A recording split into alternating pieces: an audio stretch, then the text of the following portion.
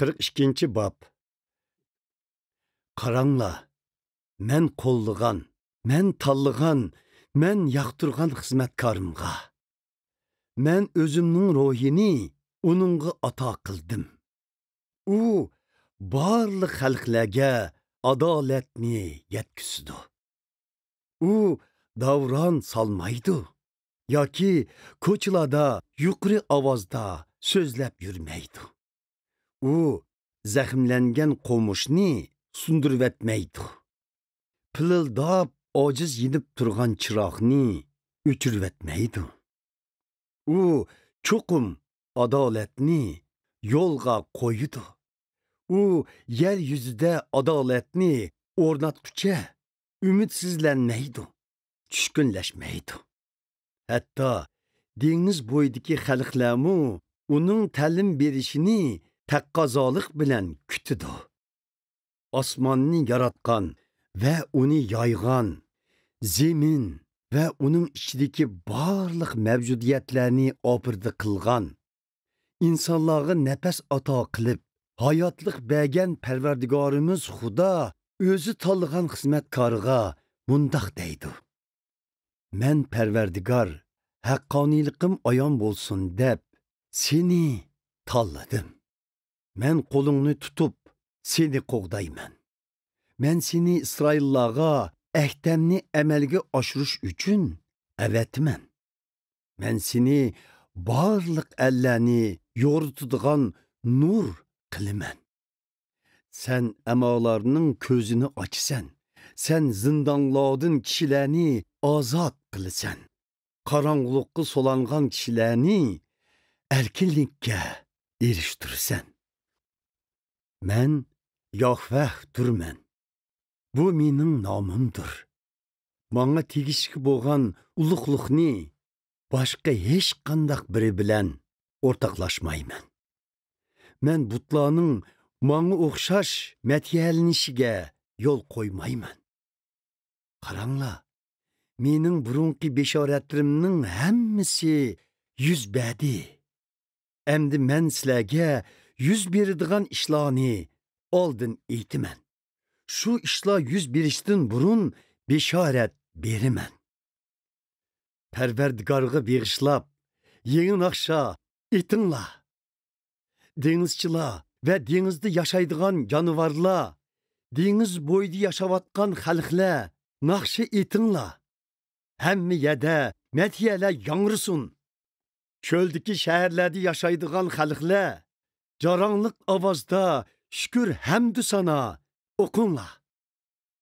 Qedarning yezi qishloqlaridagi xalqlar, shotlaninglar.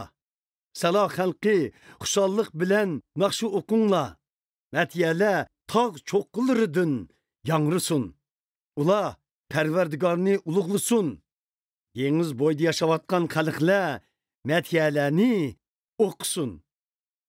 Parvardigor xuddi botir jangchidek hayajon bilan jang shuori tovlab, dushmanlarini mag'lub qiladi.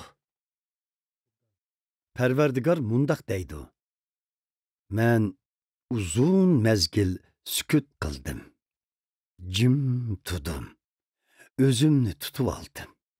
Men endi ayollar to'lg'oq azobidan vaqirg'inga o'xshash qattiq vaqirab faryod qilaman. Men cho'qqlarni va tog'larni tüp-tüz qilib etaman. Tog' ustidagi gul giyohlarni quritib etaman. Daryolarni orollarga aylantirib qo'yaman. Ko'llarni quritib etaman. Men amolarni o'zi minib boqmagan, ular bilmaydigan notonish yo'llarga boshlayman. Ularning oldidagi qorong'ulikni nurlandiraman hamda o'yman cho'nqurlarni tuzlayman. Mana bu men qiladigan ishlar. Men ularni tashlab qo'ymayman. Ammo o'ymu butlarga ishonganlar, shu butlarni ilohim deb bilganlar cho'qim tashlanib qoladi.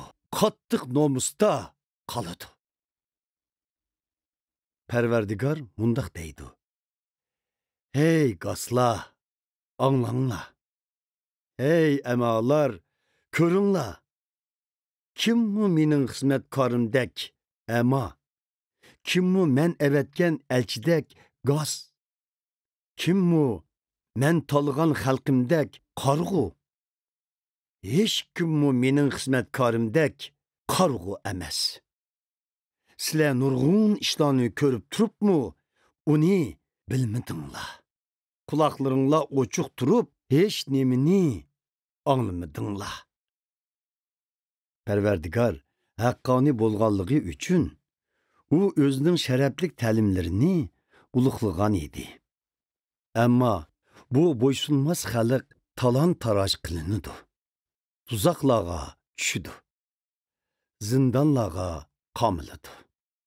Ularni hech kim qo'g'dimganlikdan ular o'lju bo'lib qoladi.